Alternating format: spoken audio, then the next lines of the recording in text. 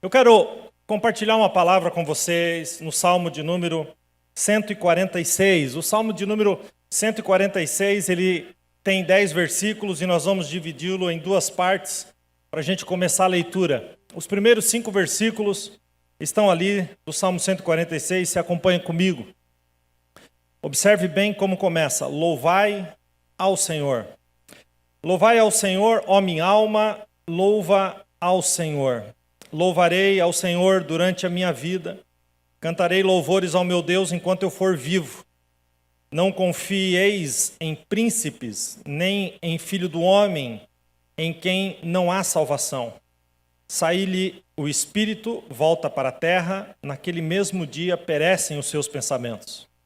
Bem-aventurados aqueles que têm o Deus de Jacó por seu auxílio, e cuja esperança está posta no Senhor seu Deus.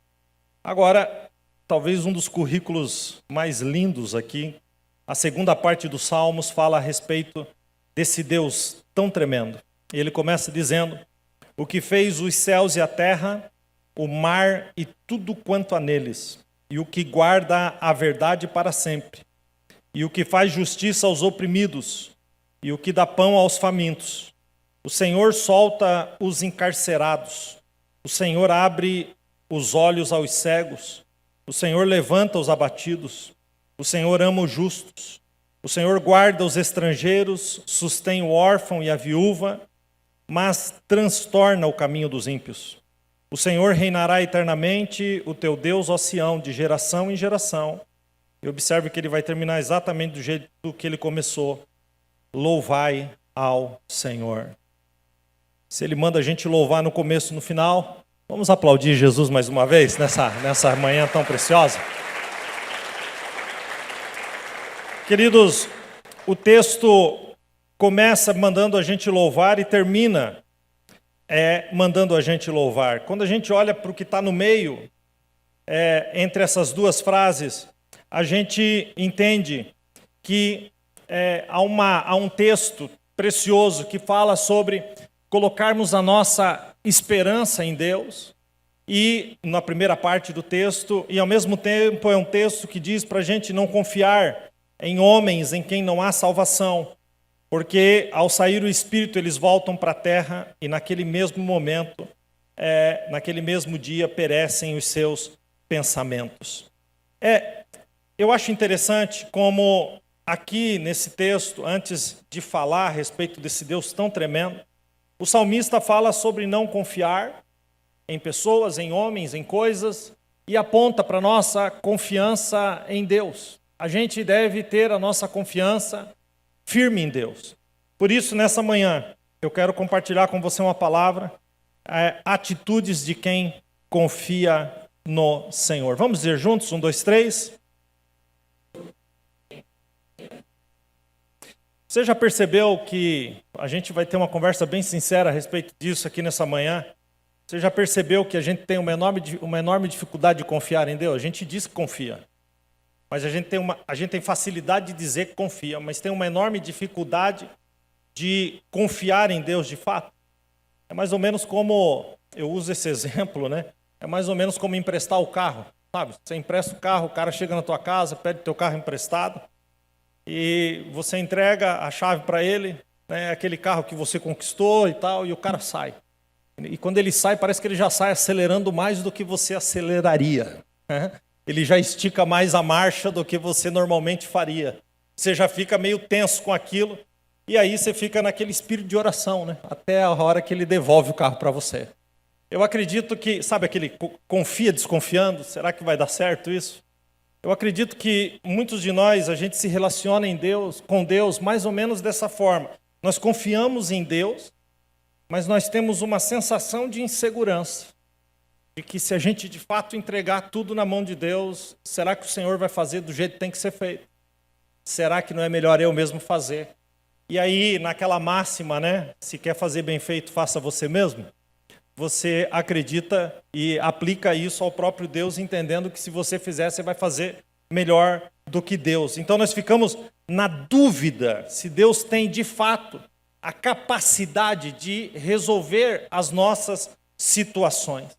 E no Salmo 146, o salmista está fazendo um contraste entre a fraqueza do homem e a perfeita fidelidade de Deus. E é impressionante como, nesse contraste que o salmista faz, ele mostra, e ele é enfático ao dizer, não confieis, diz o texto, em príncipes nem em filho do homem, em quem não há salvação. E ele faz o contraste falando sobre a importância da gente estar realmente na nossa confiança no nosso Deus. Sabe, fica claro aqui nesse texto que o ser humano, as coisas dessa terra, elas passam, elas tombam, elas perecem, elas fracassam, mas o Senhor é inabalável e Ele permanece para sempre. Por isso o texto é uma advertência a cada um de nós a colocarmos a mão na cabeça e parar para pensar um pouco sobre quem e sobre o que nós estamos colocando a nossa confiança. E é um contraponto, dizendo que nós devemos colocar a nossa esperança no Senhor. A gente sabe que a raiz da esperança é a fé que nós temos em Deus. Por isso, o salmista, de uma forma tão preciosa, tão linda, tão especial, ele vai falar, ele fala primeiro de não colocarmos a confiança no homem, de colocarmos a nossa esperança em Deus. Então ele vai falar a respeito desse Deus e ele traz algumas coisas. Ele começa dizendo que você pode confiar em Deus, porque foi Ele que fez o céu e a terra, o mar, é Ele que guarda a verdade. Você pode confiar em Deus, porque é Ele que faz justiça aos oprimidos, é Ele que dá pão aos famintos, é Ele que solta os encarcerados, é Ele que abre os olhos dos cegos, é Ele que levanta os abatidos, é Ele que ama os justos, é Ele que guarda os estrangeiros, é aquele que sustenta as viúvas, é aquele que transtorna o caminho dos ímpios. O Senhor reinará eternamente, agora observe, de geração em geração. Não é nessa geração, é de geração em geração. Então, ele faz um cântico de triunfo e que nós devemos e podemos depositar a nossa fé nesse Deus. Aliás, sem fé é impossível que a gente agrade a Deus, diz o escritor de Hebreus 11:6. Sem fé é impossível agradar-lhe, porque é necessário que aquele que se aproxima de Deus creia que Ele existe.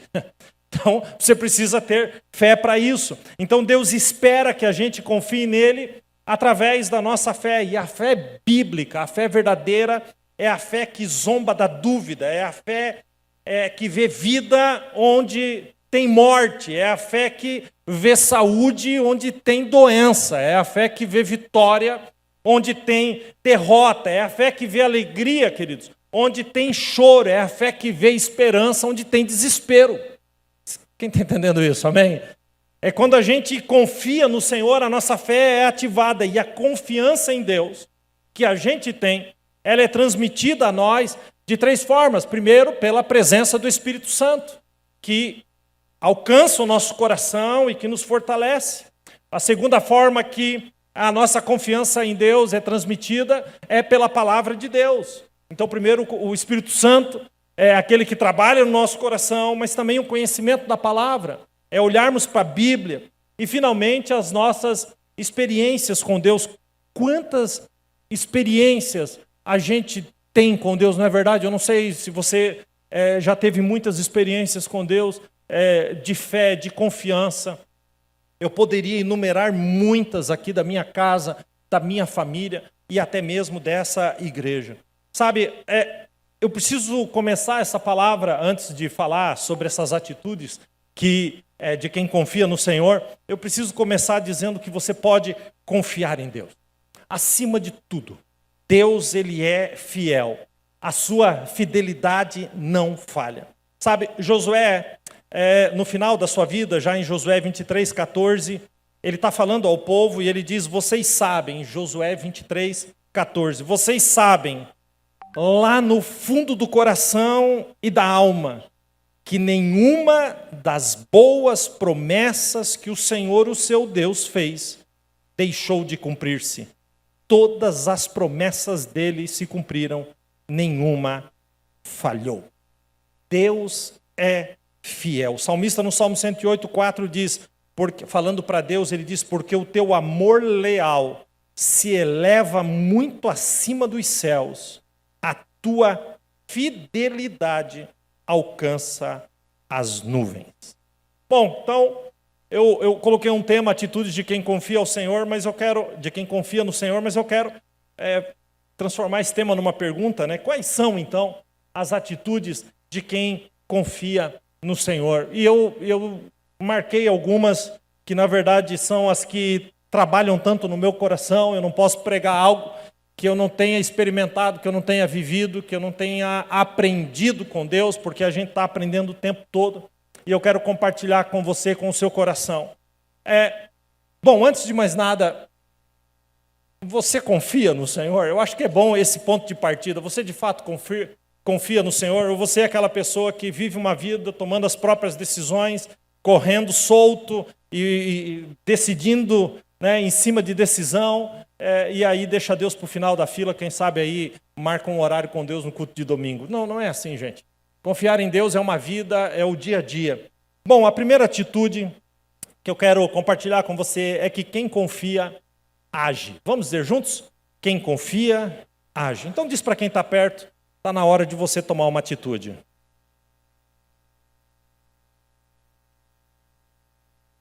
A gente precisa partir, queridos, do seguinte entendimento, que quem confia não necessariamente fica parado. Apesar que eu vou fazer aqui, no segundo ponto, eu vou falar o inverso disso, mas um complementa o outro. Mas vamos partir disso.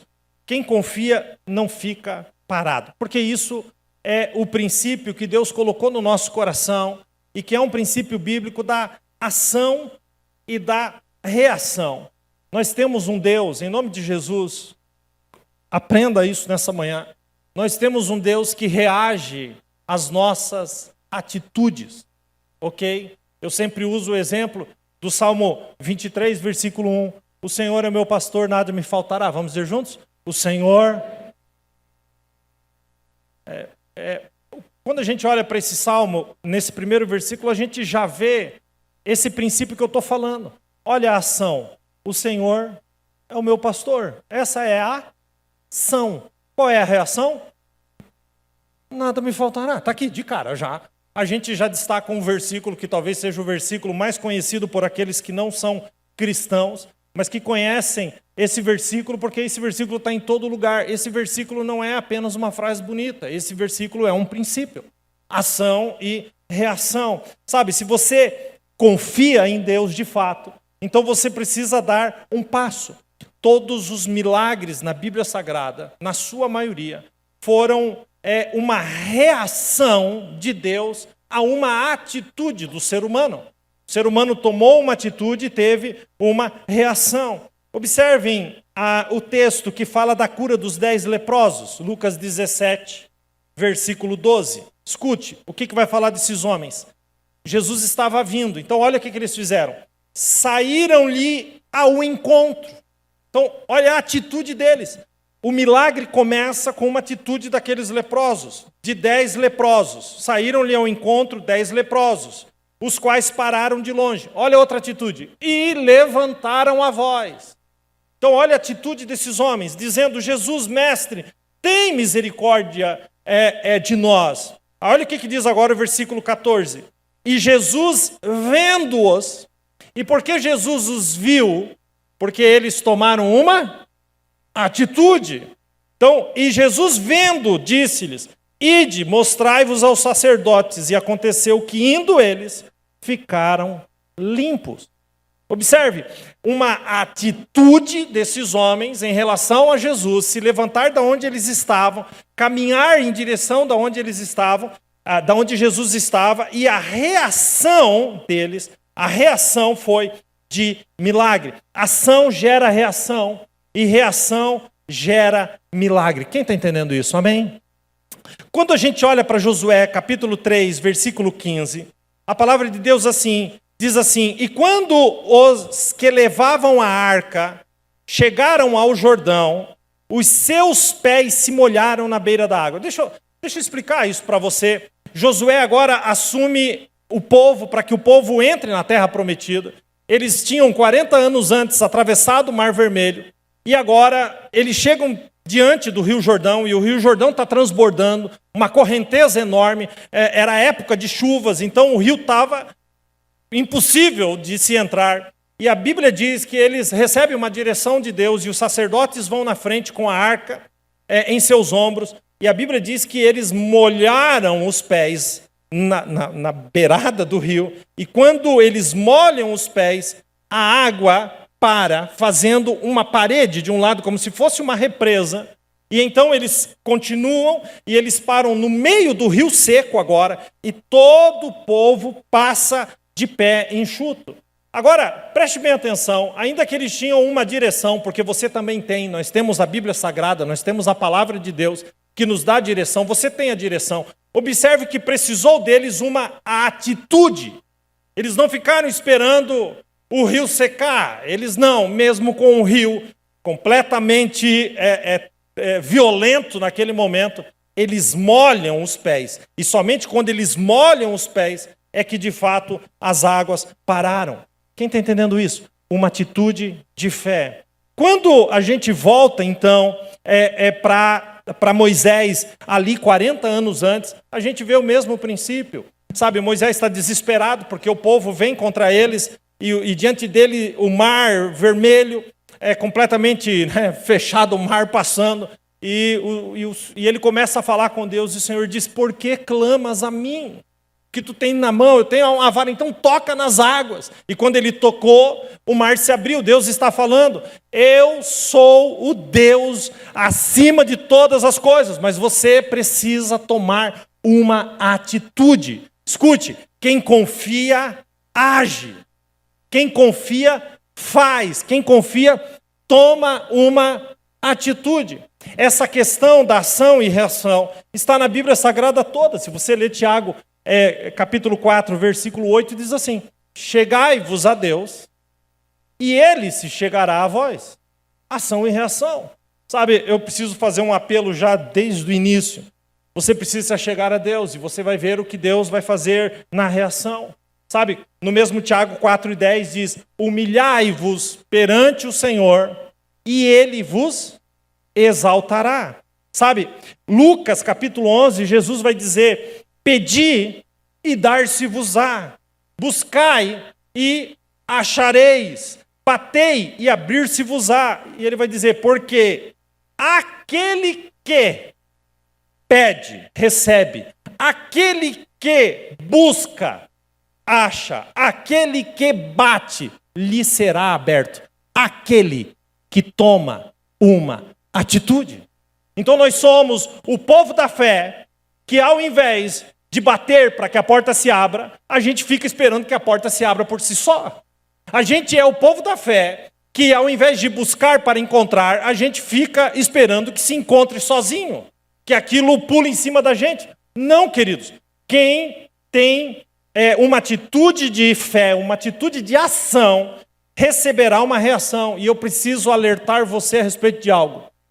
A nossa ação é um cisco perto da reação de Deus. Observe a ação e reação em Jeremias 33:3. A nossa ação é aqui, Deus está falando. Clama a mim. Essa é a nossa ação. A ação de clamar. Agora olha a reação. E responder-te-ei e anunciar-te-ei coisas grandes e firmes que tu nunca conheceu. Meu irmão, é desproporcional. Clama a mim. E olha a reação a esse clamor. Quem está entendendo essa palavra, diga amém. Se você confia, tem que fazer a parte que te compete.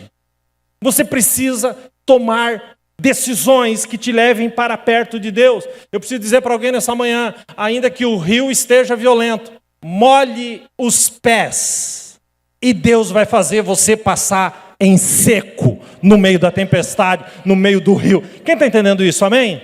Porque quem confia, age. Quem confia, age. Vamos seguir. Quem confia, espera. Amém? Vocês viram que vocês nem deram amém? E olha que eu botei ênfase no negócio. Eu falei, quem confia, espera. Vocês ficaram tudo me olhando. Né? Por quê? Porque talvez esse seja um grande desafio. E aqui entra a questão de dizer, pastor, peraí, você manda a gente tomar uma atitude, e agora você está mandando a gente esperar. Não, queridos, eu não estou sendo contraditório. Você toma uma atitude e depois de tomar a atitude, espera a resposta de Deus. É isso. Ok? É isso. Sabe, espera a resposta de Deus. O problema, queridos, é que muitas vezes nós queremos fazer o que não compete a nós. Essa que é a grande realidade. A grande realidade é que a gente quer agir e reagir. Quer dizer, a gente quer usurpar a parte que é de Deus. Sabe, Deus reage à nossa ação de acordo com o seu tempo. E eu preciso dizer uma coisa para você.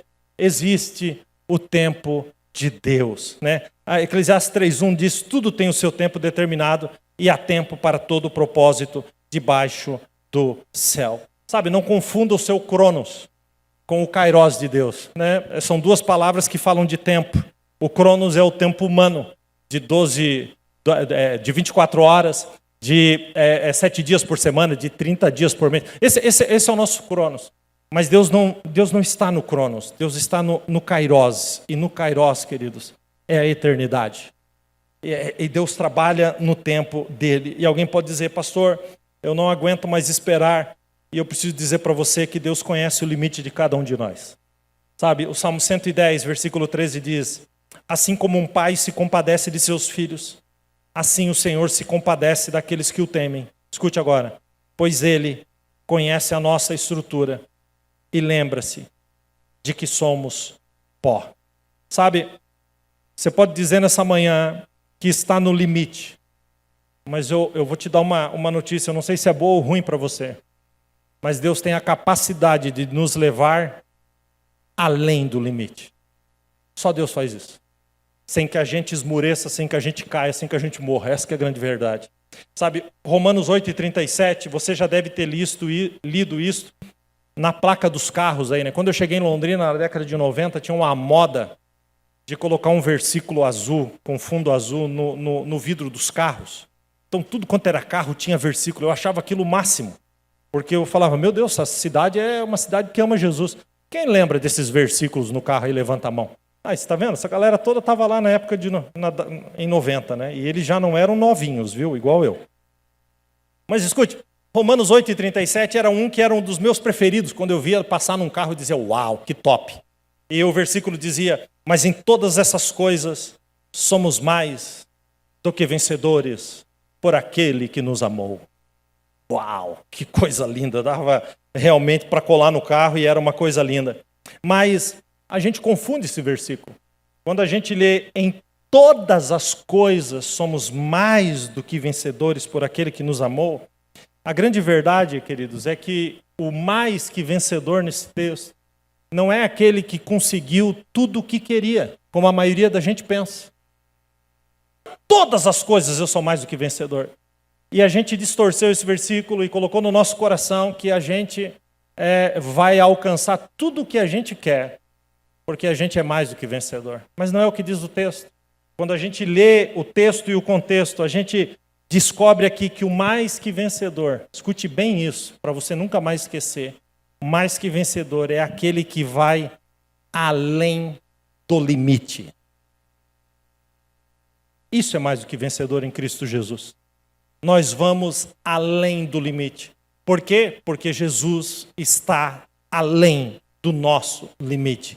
E é preciso dizer que o além do limite é que é o milagre. O além do limite é onde Deus trabalha. Por isso ele diz: nós somos mais do que vencedores. Nós vamos além do nosso próprio limite por aquele que nos amou. Sabe? E olhe para a sua vida e responda se isso não é verdade. Quantas vezes na sua vida você não chegou numa situação, numa circunstância, em que você se deparou e disse: eu cheguei no meu? E o que você está fazendo aqui hoje então? Se você já chegou no limite lá atrás, como é que você está em pé aqui hoje? Você está em pé aqui hoje porque você foi além do seu limite, porque Deus te sustentou, e só porque Deus te sustentou você está aqui sentado nessa manhã debaixo desse teto.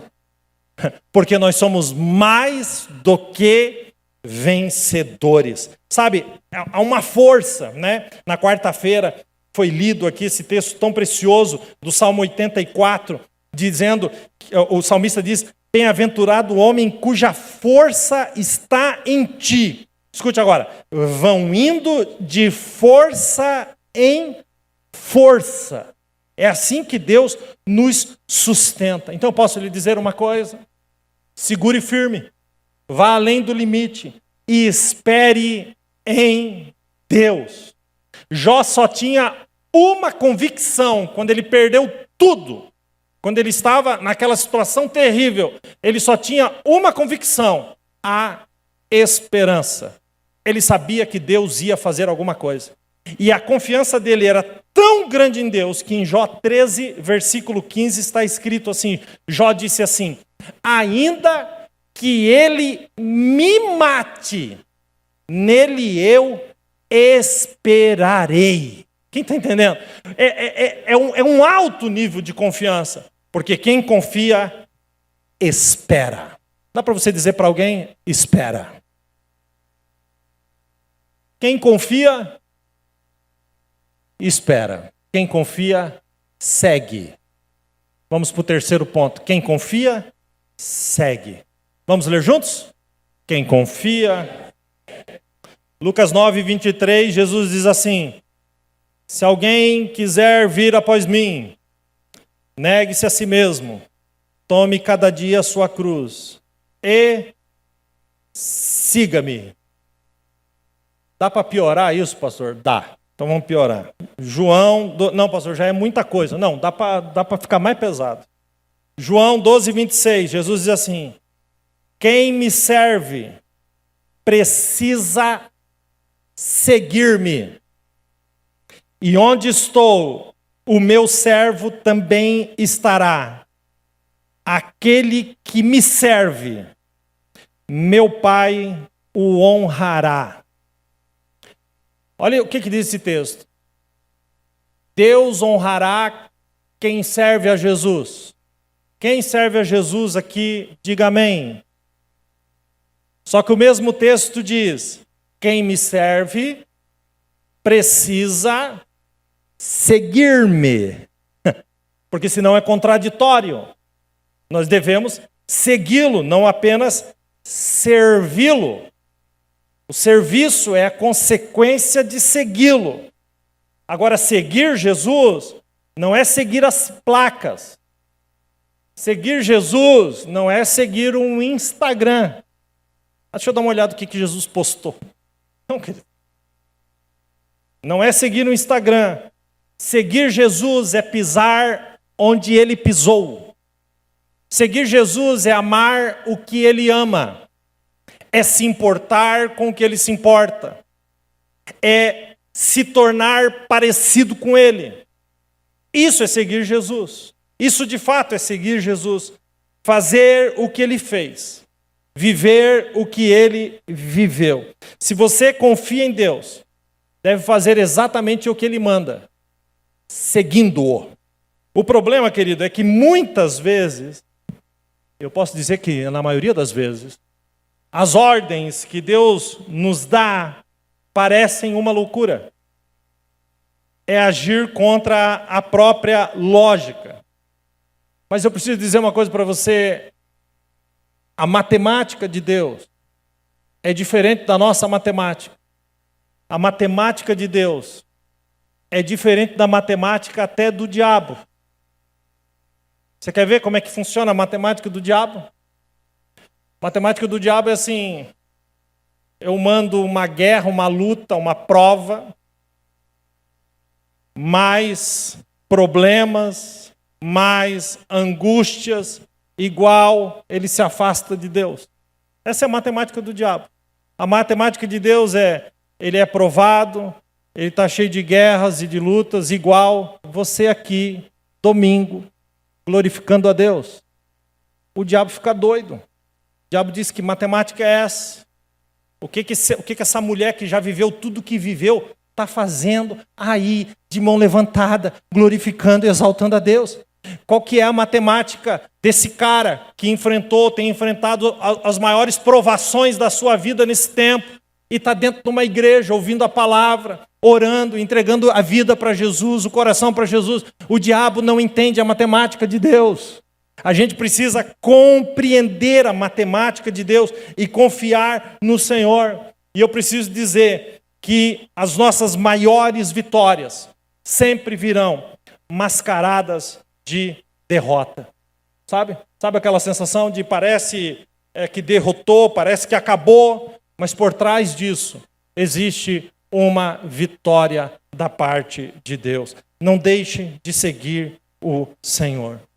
Sabe, quando Deus disser para você sentar-se, sente-se, sem perguntar se tem cadeira para sentar. Você pode sentar, pode confiar, pode acreditar, porque Deus vai guiar você. João 8,12, Jesus diz assim, falando novamente. O que Jesus falou tantas vezes? A ponto de João escrever, ele está falando daquilo de novo. Deixa eu marcar aqui. Não é eu que estou sendo repetitivo, é Jesus que não para de falar nisso. É Jesus que não para de tocar nesse assunto. Então ele escreve dizendo, falando novamente ao povo, Jesus disse, eu sou a luz do mundo. Escute agora. Quem me segue. Para quem que é isso então? Somente para quem o segue. Ele está dizendo, quem me segue. Aí ele vai dizer o que acontece com quem o segue. Então ele começa dizendo, eu sou a luz do mundo. Somente aqueles que me seguem. Quem me segue nunca andará em trevas, mas terá a luz da vida. Você deu um amém, mas esse amém é só para quem o segue. Somente para aquele que o segue. Quem confia, segue. Paulo escrevendo em Efésios 4,15, ele diz antes, ou seja, ele está dizendo antes de tudo, antes até mesmo daquilo que já escrevi até aqui, antes, seguindo a verdade em amor, cresçamos em tudo naquele que é a cabeça, Cristo Jesus, nosso Senhor. Antes de mais nada, a gente precisa seguir. A gente precisa seguir. Porque quem confia, segue. Vamos dizer juntos? Quem confia, crê nas promessas. Vamos repetir juntos? 1, 2, 3. Quem? Deus te fez uma promessa? Deus te fez uma promessa? Não? Bom, aqui na Bíblia Sagrada, nós temos 22.000 promessas. Deus te fez alguma promessa? Sabe qual que é o nosso problema? É que a minha vida não tem nada a ver com aquele livro. Essas promessas é para lá, não é para cá. Quando na verdade nós deveríamos entender que todas as promessas de Deus nos pertencem. Deus nos fez promessas. E Deus nos faz promessas também de forma direta. Sabe? E quando Deus nos faz a promessa, e quando nós sabemos que temos uma promessa de Deus sobre a nossa vida, nós descansamos, porque quem confia, crê nas promessas. Um dia, Herodes prendeu Pedro e decidiu matá-lo depois da Páscoa. Pedro está lá preso. Herodes iria matá-lo. Herodes é aquele que eu sempre me refiro a ele, lembrando vocês que foi o cara que um dia olhou para a esposa e achou que ela queria tomar o trono dele, aí ele foi lá e matou a esposa. Depois ele foi lá e ficou com medo da mãe tomar o trono dele, então ele matou a mãe. Aí ele matou os irmãos e ele matou os filhos, com medo de que alguém tomasse o trono dele. Você acha que esse cara ia ter alguma dificuldade em arrancar a cabeça de Pedro? Zero. Ele só decidiu fazer isso depois da Páscoa. E aí Pedro está lá na prisão e eu fico imaginando, no dia seguinte Pedro seria morto. É isso. Se você tivesse certeza que ao amanhecer o dia, a sua cabeça ia ser arrancada do seu corpo, de forma literal, o que você faria na última madrugada? O que você faria na última madrugada? Vou ler o que Pedro fez. Atos 12, 6. Pedro estava dormindo entre dois soldados. Que jeito bom de dormir, né? O cara deita, encostam aqui, o cara está todo amarrado de corrente. E o que ele faz, sabendo que ia morrer no dia seguinte? Ele está dormindo. E o texto continua, preso com 2 algemas. Não estava preso só pelos pés, mas também pelas mãos. Sentinelas. Olha só, ele está dormindo com um guarda de cada lado, amarrado com correntes duplas. E na porta daquela cela, o texto diz que tinham sentinelas que estavam guardando a entrada do cárcere. Escute isso agora. Repentinamente apareceu um anjo e uma luz brilhou na cela. Ele tocou no lado de Pedro. Pedro estava dormindo de lado. O anjo vai e toca nele. O cara que ia morrer no dia seguinte. Que nível de tranquilidade absurda é essa? Me dá um estresse só de pensar. Eu fico ansioso pelo Pedro, por mim e por ele. Como é que esse cara está dormindo? Aí o anjo vem e dá uma balançadinha nele. E o acordou dizendo, depressa, levante-se. Levante-se. E disse ele, levante-se. Então, as algemas já caíram. De cara, as algemas já caíram. Aí, o anjo lhe disse, vista-se e calce as sandálias. E Pedro, gente, sabe você, segunda-feira, 6 horas da manhã?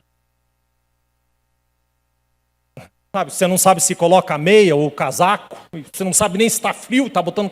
Você está meio 6 horas da manhã, assim, 5:30, sabe, morto de sono, meio...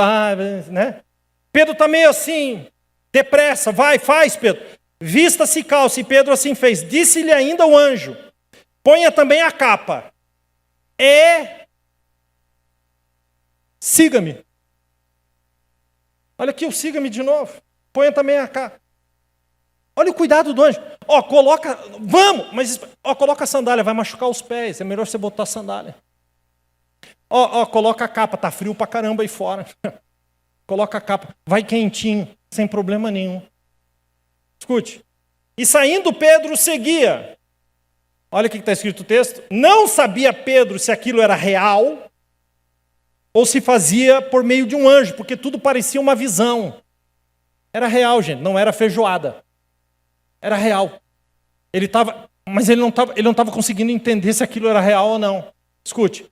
Passaram a primeira guarda e chegaram à porta de ferro que dava para a cidade, uma porta leve, em torno de 20 toneladas. A porta estava fechada. Escute isso aqui agora. Então se abriu o portão de ferro por si mesmo. E eles passaram. Eles foram chegando, o portão abriu sozinho, assim, ó. Né? Estava criado o portão eletrônico. Abriu. Eles passaram. E tendo saído, caminharam ao longo de uma rua e de repente o anjo os deixou. Por que essa tranquilidade de Pedro? Por que essa confiança de Pedro? Se você voltar em João capítulo 21, Jesus disse para Pedro assim, e tu, quando fores velho, te levarão para onde você não quer. A gente sabe que anos mais tarde, Pedro então se tornou um mártir, quando ele já era velho. Então Pedro deitou naquela prisão com uma única certeza, amanhã eu não morro, porque ele me fez uma promessa. Então eu posso dormir. Não importa o veredito do homem sobre a sua vida. Quem manda na sua vida, a sua vida, está na palma da mão de Deus. Nas palmas da mão de Deus. Quem confia, crê nas promessas. Diga para alguém, creia nas promessas. Durma. Gente. Você precisa receber essa palavra. Dorme. Dorme. Não, pastor, eu não consigo. Eu deito no travesseiro, aquilo roda. É tanto problema. Bom, Salmo 3, versículo 5 está escrito assim. Eu me deito. Dá até vontade de dormir lendo esse versículo. Eu me deito e durmo. E torno a acordar. porque o Senhor me sustenta. Salmo 4:8. Em paz me deito, escute isso, e logo adormeço. Em paz me deito e logo adormeço. Pois só tu, Senhor, pois só tu, Senhor, pois só tu, Senhor, me fazes viver em segurança. Só tu, Senhor. Sabe, descanse, porque todas as promessas de Deus vão se cumprir.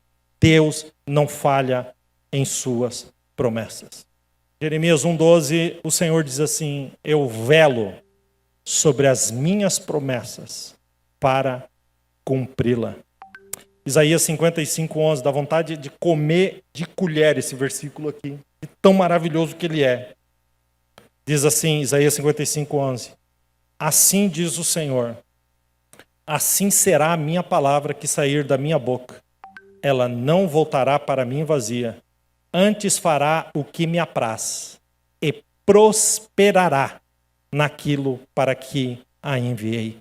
Se Deus prometeu, vai prosperar e não vai voltar para ele vazia. Quem confia, crê nas promessas. E às vezes a gente olha para um texto e a gente precisa parar e meditar num texto. João 14, versículo 1, só o 1, somente o versículo 1, diz assim: não se turbe o vosso coração. Jesus está dizendo, credes em Deus, credes também em mim. Ele está dizendo, não se turbe o vosso coração. E nesse ambiente aqui, calmo, tranquilo, existem pessoas aqui que estão vivendo uma tormenta no espírito, uma tempestade na alma. Mas a palavra do Senhor é, não se turbe o vosso coração, creia em Deus, creia também em Jesus. Pode crer, porque quem confia, crê nas promessas. Amém? Eu queria terminar aqui, mas tem um outro ponto. Esse você não vai querer nem ouvir, mas eu vou falar mesmo assim. Quem confia, entrega. Vamos dizer juntos? Quem confia. Isso para quem está perto, tem coragem de entregar?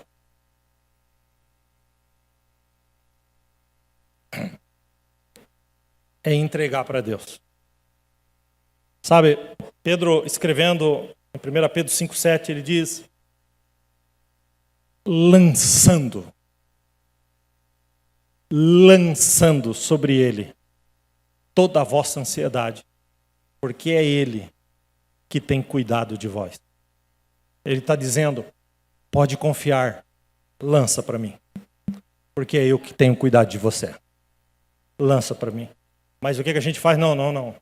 Isso aqui é o meu bichinho de estimação. Salmo 55:22, o salmista escreveu assim, lançando o teu cuidado sobre o Senhor, porque Ele te susterá. Não permitirá que o justo seja abalado. Lança o teu cuidado sobre o Senhor. Será que a gente entrega? Sabe, se eu pudesse falar, pelo amor de Deus, Deus, faz o povo entender isso. Mas eu prefiro falar para você, pelo amor de Deus, entrega. Entrega a sua vida. Entrega a sua casa, entrega a sua família, entrega os teus negócios para o Senhor. Pastor, mas se eu fizer isso, o que vai acontecer? Tem um versículo para isso também. O que acontece depois que a gente entrega. Salmo 37:5. Entrega o teu caminho ao Senhor. Confia nele. E todo o demais, Ele fará. Quem faz é Ele, gente. Não é a gente. Sabe por que a gente não dá conta? Que a gente está tentando fazer. Mas a Bíblia diz, entrega. Sabe, há um texto no Salmo 37, versículo 23, 24 e 25. É um texto com tanta humanidade, esses versículos. Diz assim, Os passos de um homem bom são confirmados pelo Senhor. E o Senhor deleita-se no seu caminho. Olha aqui. Ainda que caia, não ficará prostrado, porque o Senhor o sustenta com a sua mão. Ele continua e diz: fui moço, agora sou velho, mas nunca vi desamparado um justo, e nem a sua semente mendigar o pão. Isso aqui é muito precioso. Ele está falando de um homem, de uma mulher, de um ser humano, que tem os passos confirmados pelo Senhor, porque entregou o seu próprio caminho ao Senhor. Mas a gente é humano. Às vezes a gente escorrega, às vezes a gente cai, às vezes a gente se prostra, às vezes nós somos invadidos, né, por essa humanidade que faz a gente temer. Mas o Senhor nos ama. E o texto diz: ainda que caia, não vai ficar prostrado, porque o Senhor o sustentará com a destra da sua mão. Ainda que caia, o Senhor vai te levantar. Pode entregar o teu caminho ao Senhor. Pode entregar. E Ele vai dizer, Ele vai terminar, que nunca viu um justo desamparado, nem a sua semente mendigar o pão. Sabe qual que é a maior perturbação dos pais dessa geração? Será que meus filhos vão ter o que comer? Será que meus filhos vão ser bem-sucedidos na vida? Eu quero lhe dizer um negócio, que quando a tua relação com Deus está bem, a tua descendência nunca vai mendigar o pão. Nunca vai mendigar o pão. Receba essa palavra sobre os seus filhos. Aquelas crianças que estão no Kids nunca vão mendigar o pão. Nunca. Nós tomamos posse do quê, gente? Do quê? Da promessa. Isso aqui é uma promessa. Então, a próxima vez que eu te perguntar se você tem uma promessa, começa por essa. Depois você fala as 21.999, que ainda falta. Queridos, são as promessas de Deus. Eu quero terminar dizendo para você: confie no Senhor. E eu poderia agora começar a argumentar aqui algumas coisas. E eu poderia dar exemplos aqui de situações que a gente já viveu. Mas eu quero terminar essa palavra nessa manhã deixando a Bíblia encerrar essa palavra. Deixa a Bíblia fazer o encerramento do que eu acabei de pregar. Salmo 56:3 diz assim: em qualquer tempo que eu temer, em ti confiarei. Gente, alguém precisa disso nessa manhã. Você está temeroso. Esse tempo que você está vivendo tem gerado ansiedade e preocupações. Escute a palavra de Deus: em qualquer tempo que eu temer, nele eu confiarei. Isaías 26:4. Confiai no Senhor perpetuamente, porque o Senhor Deus é uma rocha eterna. O texto diz assim no Salmo 13, versículo 5. Mas eu confio na tua bondade, na tua salvação se alegrará o meu coração. Salmo de número 9, versículo 10. Em ti confiarão os que conhecem o teu nome, porque tu, Senhor, para você, porque tu, Senhor, nunca desamparou aqueles que te buscam. Você não está desamparado. Você não está desamparado. Salmo 20, versículo 7. Uns confiam em carros, outros em cavalos, mas nós faremos menção do nome do Senhor. Eu quero terminar com esse, não podia ser diferente. Salmo 125, versículo 1. Os que confiam no Senhor serão como os montes de Sião, que não se abalam, mas permanecem para sempre.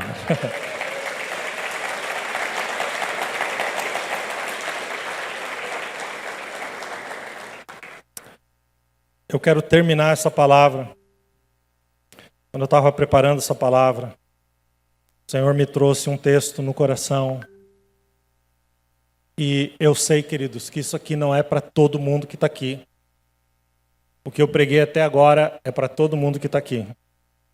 Mas isso aqui é muito específico para o coração de algumas pessoas, de alguns homens e de algumas mulheres que estão aqui nessa manhã. Você está aí quietinho. Mas só Deus sabe o que você está passando, o que você está enfrentando, as notícias que você tem recebido. Então, quando eu estava terminando essa palavra, o Senhor trouxe esse texto no meu coração. E eu quero ler ele para você. Eu acho que eu até coloquei ali, né? Coloca ali para mim. Salmo 112, 8. Não temerá más notícias. Seu coração está firme. O que está escrito? Confiante no Senhor. O seu coração está seguro e nada temerá. Aonde? Não acabou ainda. Calma. No final, verá a derrota dos seus inimigos. Alguém precisa receber essa palavra. Você está cheio de más notícias, mas você não precisa temer. Você não precisa temer, o seu coração precisa estar firme e confiante no Senhor.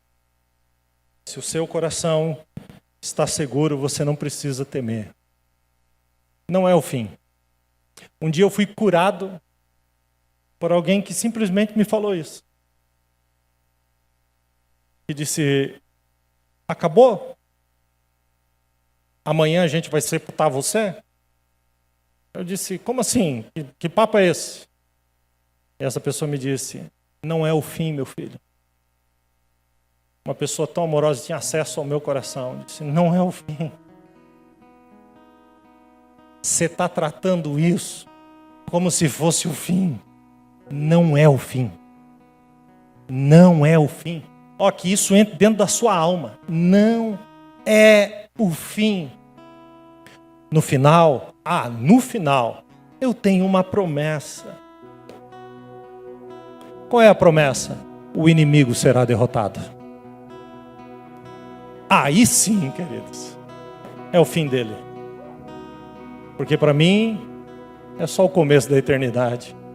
Eu não estou falando de Cronos, estou falando de Kairos, eu estou falando de eternidade, de mundo espiritual, de coisas espirituais.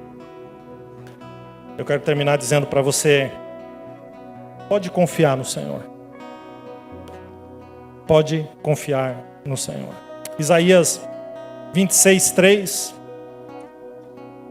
que eu anotei hoje de manhã, quando eu acordei, e Deus estava falando tanto comigo, e o Senhor me fez lembrar desse versículo. Isaías 26, 3. Tu, Senhor, guardarás em perfeita paz aquele cujo propósito está firme. Escute isso agora. Porque em ti confia. Perfeita paz. Nós somos guardados em perfeita paz se o meu propósito está firme em Deus e eu confio no Senhor. Confie no Senhor. Eu quero relembrar com você para a gente orar. Quem confia, vamos ler juntos? 1, 2, 3. Quem confia, age. Quem confia? Quem confia? Quem confia? Quem confia? Então quero te convidar a entregar. Quero que você fique em pé em nome de Jesus. O texto que eu li no começo, redobre sua atenção, começa dizendo assim: louvai ao Senhor. E termina dizendo: louvai ao Senhor. É por isso que os nossos cultos a gente começa louvando ao Senhor. E a gente termina como? Louvando ao Senhor. Porque isso está na Bíblia. A gente gosta de fazer desse jeito. Agora, no texto que a gente leu, entre o começar louvando e o terminar louvando, ele está dizendo: não confie em homens, não confie nas coisas desse mundo, mas creia em Deus. e Ele apresenta esse currículo precioso do Senhor. Sabe? Confie no Senhor. Confie no Senhor. Queria convidar você a cantar um trechinho dessa canção. Vamos encher essa casa de louvor.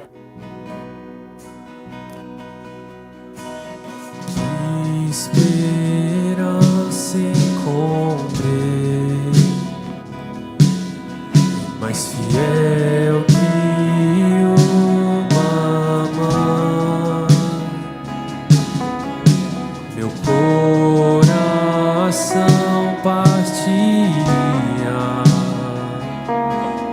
se eu perdesse esse amigo.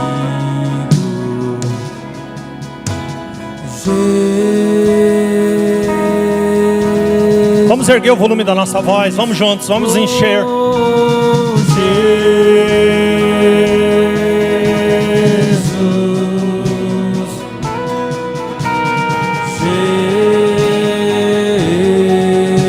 Jesus, o amigo eterno.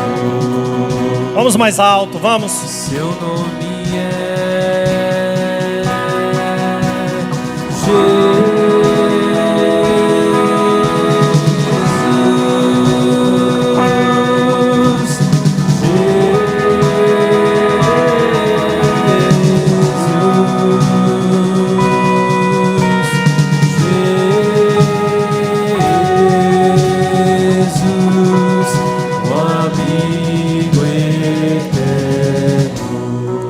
O Senhor reinará eternamente, de geração em geração. Louvai ao Senhor.